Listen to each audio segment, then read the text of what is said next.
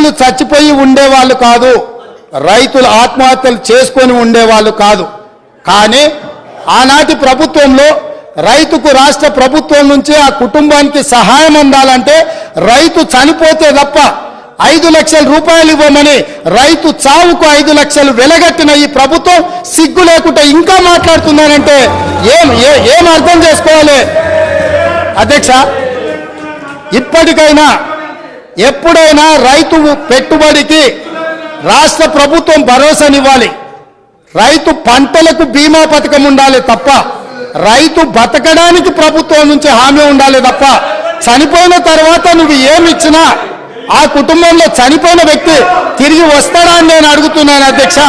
అదేవిధంగా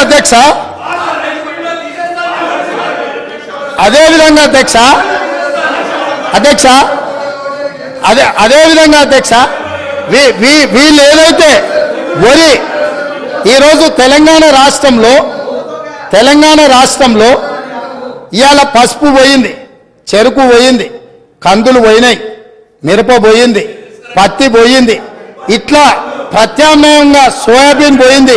కమర్షియల్ క్రాప్లని ఈ తెలంగాణ రాష్ట్రము భూమి యొక్క నైసర్గిక స్వరూపము ఎన్నో రకాల ప్రత్యామ్నాయ పంటలు పండించడానికి సారవంతమైన భూములు ఉన్నాయి. ఈ సారవంతమైన భూములలో వివిధ రకాల పంటలు పండించడానికి అవకాశం ఉన్నా ప్రభుత్వ సహకారం లేకపోవడం వల్ల, ప్రభుత్వం నిర్లక్ష్యం చేయడం వల్ల ఇవాళ చెరుకు పోయింది, సోయాబీన్ పోయింది, మొక్కజొన్న పోయింది, పసుపు పోయింది. ఇట్లాంటి పంటలన్నీ పోయి ఓన్లీ వరి పండించే పరిస్థితి వచ్చింది. వరి పండిస్తే ఒకనాడు కేసీఆర్ గొప్పగా వరి పంట అద్భుతం అన్నాడు.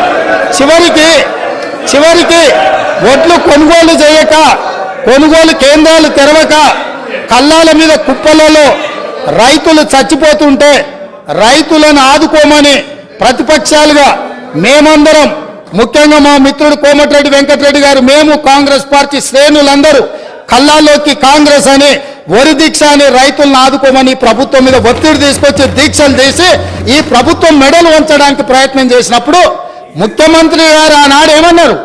వరి వేసుకుంటే ఉరేసుకున్నట్టే మీరు వరేయొద్దు అన్నాడు. నేను అడుగుతున్న అధ్యక్ష మీ ద్వారా ఈరోజు అక్కడ కూర్చున్న వాళ్ళను, ఆనాడు చెరుకు కానీ, పత్తి కానీ, మిర్చి కానీ, సోయాబీన్ కానీ, పసుపు కానీ, కందులు కానీ, మినుములు కానీ పండించకుండా, ఆ రైతులకు సహకారం అందించకుండా, ఆ రైతులను అందరినీ వరి పండించడానికి మళ్ళించి వరి పండించినప్పుడు ఊరేస్తే ఊరేసుకున్నట్టే అని చెప్పిన ఈ ప్రభుత్వం, ఈ పార్టీ, ఈ నాయకుడు రైతులందరినీ ఊరేసుకోవద్దని చెప్పి ఈ ప్రబుద్ధుడు మాత్రం ఫామ్ హౌస్లో 150 ఎకరాలలో వరి పండించింది అధ్యక్ష. ఆ వివరాలు అన్నిటిని బయటపెట్టి అక్కడికి ప్రత్యక్షంగా ప్రజలకు చూపించడానికి పోతే పోలీసులను పెట్టి నిర్బంధించి అరెస్టులు చేసిండ్రు అధ్యక్ష. అది వాళ్ళ నిర్బంధ నిరంకుశ పాలన. వాళ్ళు రైతులందరినీ వరి వేసుకోవద్దు, వరి వేసుకుంటే ఉరేసుకున్నట్టు అని చెప్పి వాళ్ళ ఫామ్ హౌస్లో మాత్రం 150 ఎకరాలలో వరి పండించడం ద్వారా ఈ తెలంగాణ రైతాంగానికి ప్రభుత్వం ఏ సందేశాన్ని ఇవ్వదలుచుకున్నది? ఈరోజు ఏ మొహం పెట్టుకొని ఇక్కడికి వచ్చి మా కొత్తగా వచ్చిన ప్రభుత్వాన్ని ఏమీ చేయలేదని అప్పుడే నిలదీస్తున్నారో మీరు ఒక్కసారి ఆలోచన చేయండి అధ్యక్ష. అదేవిధంగా అధ్యక్ష, ఈరోజు కేంద్ర ప్రభుత్వం ఆనాటి ధరలు, కనీస మద్దతు ధర వరికి 1960 రూపాయలు ఉన్నప్పుడు రైతుల నుంచి దళారులు కావచ్చు, మిల్లర్లు కావచ్చు, లేకపోతే ప్రభుత్వంలో ఉన్న పెద్దల యొక్క కుమ్ముక్కుతోటి 1400కు 1500కే క్వింటాల్ కొంటున్నప్పుడు ఎసెన్షియల్ కమోడిటీ యాక్ట్ కింద పీడీ యాక్ట్ పెట్టి బొక్కలేయాల్సిన దళారులను వాళ్ళు అంటగాగి 1400కు 1500కు వరి అమ్ముకుంటున్న రైతులు ఆత్మహత్యలు చేసుకుంటుంటే ఈ ప్రభుత్వం ఆనాడు వీళ్ళు ఏం చేసిందో మీరు ఆలోచన చేయండి అధ్యక్ష.